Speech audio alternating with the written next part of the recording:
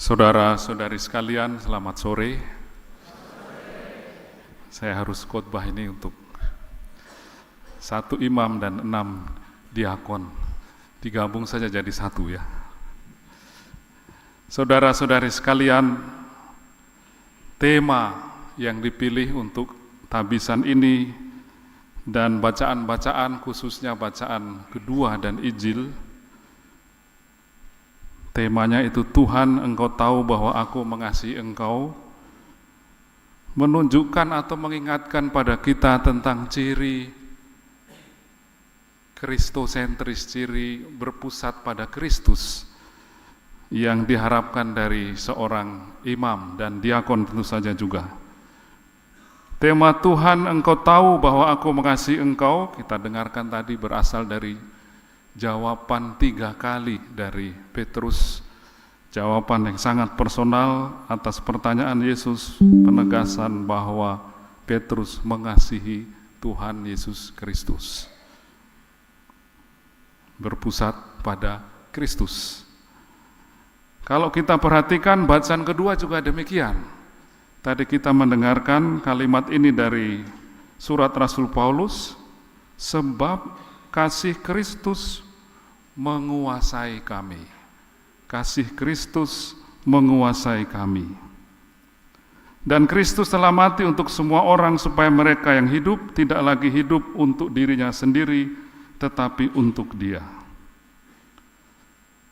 Juga kasih Kristus menguasai kami. Jadi kata Paulus, kami ini adalah utusan-utusan Kristus, seakan-akan Allah menasihati kamu dengan perantaraan kami. Dalam nama Kristus, kami meminta kepadamu. Dalam nama Kristus. In persona Christi, kalau dalam kuliah-kuliah itu ya, tugas imam. Dalam nama Kristus, kami meminta kepadamu, berilah dirimu didamaikan dengan Allah. Juga, Paulus mengingatkan bahwa seorang utusan harus memusatkan dirinya pada Kristus, dikuasai oleh kasih Kristus, lalu berbicara dalam nama Kristus. Sebenarnya itu saja inti khotbah hari ini ya. Kita bisa selesai sebenarnya, tapi terlalu pendek bagaimana juga ya. Berpusat pada Kristus, harus dekat pada Kristus, harus diulang-ulang. Maka ya, saya pernah membaca sama nasihat yang diberikan oleh ketiga paus kita yang terakhir. Saya ulangi saja ya, untuk memberi penegasan. Benediktus ke-16, Paus Fransiskus maupun Paus Leo ke-14, ketika bicara kepada para imam, juga itu pertama-tama yang diingatkan. Imamat, kata Benediktus ke-16, menandakan suatu ikatan sangat istimewa kepada Kristus yang mempersembahkan diri kepadanya, dan itu terjadi melalui keterserapan imam itu dalam misteri-misteri hidup Kristus. Dia ada dalam Kristus, melalui Kristus, dan bersama Kristus untuk melayani manusia. Juga penegasan betapa relasi dengan Kristus sangat penting untuk seorang imam. Paus Fransiskus juga mengatakan hal serupa. Saya mengundang semua orang Kristiani dimanapun untuk memperbarui perjumpaan personal dengan Kristus. Bila diungkapkan dengan sederhana, semua dijangkarkan pada persahabatan seseorang dengan Yesus. Sebagai imam, kata Paus Fransiskus, kita tidak dapat hidup tanpa suatu relasi yang vital, personal, otentik, dan solid dengan Kristus. Demikian juga Paus Leo ke-14 yang sudah kelihatan ya dari moto beliau, in illo uno unum, dalam Kristus yang satu kita adalah satu. Memberi nasihat juga kepada para imam. Biarlah diri Anda dibentuk oleh rahmat dan peliharalah api roh yang Anda terima pada hari ini, agar dalam persatuan dengannya Anda dapat menjadi sakramen kasih Yesus di dunia. Yesus merangkul kita, erat atau pekerja sewaan, erat atau pekerja sewaan dan lain sebagainya. Saya kutipkan. Seorang imam yang tidak setiap hari disuap dengan makanan rohani akan menjadi seorang birokrat. Ini tidak boleh. Tanpa bentuk-bentuk kedekatan pada Kristus, seorang imam akan menjadi seperti pekerja sewaan yang lelah dan bukan menjadi sahabat Tuhan. Dan akan menjadi pekerja mekanis belaka, fungsionaris, klerikal, kalau tidak memelihara relasi yang erat dengan Kristus. Lebih jauh lagi, ketika Paulus memberi anjuran, harapan bahwa kalau dekat dengan Kristus itu kemudian dia sudah langsung menunjuk pada tugas imam yang paling penting. Kalau Benediktus memang mengingatkan terutama aspek sakramen itu, aspek rohani itu. Kalau imam dekat dengan Kristus, maka ia baru bisa akan berbicara atas nama Kristus in persona Christi. Jadi istilah itu bukan istilah untuk kekuasaan, bahwa saya sudah ditabiskan dan punya kuasa, tapi sebuah pesan agar orang selalu memelihara relasinya dengan Kristus. Imam dipanggil untuk menjadi saksi yang tetap dari perjumpaan mereka dengan Kristus. Paus Fransiskus menekankan aspek lain, meskipun sama-sama menekankan relasi yang erat dengan Kristus. Kalimatnya bagus sekali. Beliau mengatakan, yang dibutuhkan bukanlah para fungsionaris klerikal, bukan pula profesional dalam hal-hal suci, melainkan gembala-gembala yang dipenuhi bela rasa dan keterlibatan. Yang dibutuhkan adalah gembala yang berani, bersedia mendekat pada mereka yang berada dalam penderitaan dan mengulurkan tangan pertolongan.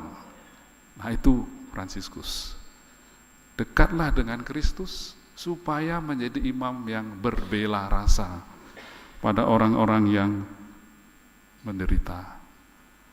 Kalau kalian mau berbela rasa, kalimat yang bagus beliau mengatakan, memang hidup kita menjadi sedikit lebih rumit, tetapi rumit secara indah, kata Paus Fransiskus.